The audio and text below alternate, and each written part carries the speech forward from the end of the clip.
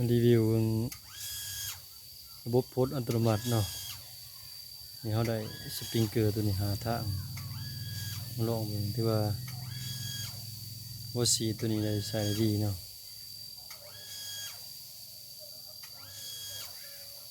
มือปลูกเขาก็นับตัวนี้วันที่18เนาะส่วนเนาะเบื้องนี้ก็จะมีประคม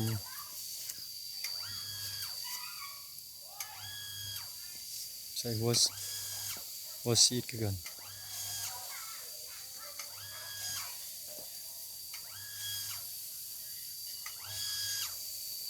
ลองหัวซีดหาทางหนึ่งการกระจายน้ำที่ไว้ดีเนาะ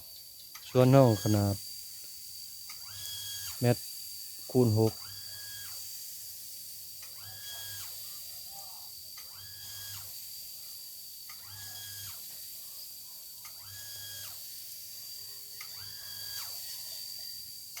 รีวิวสวนนี่ก็ใส่ระบบโพสต์ออนไลน์เนาะพักประเดิมใหญ่แหละปลูกก็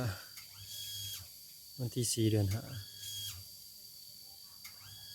ได้10 มื้อใหญ่เติบเนาะผักบุ้ง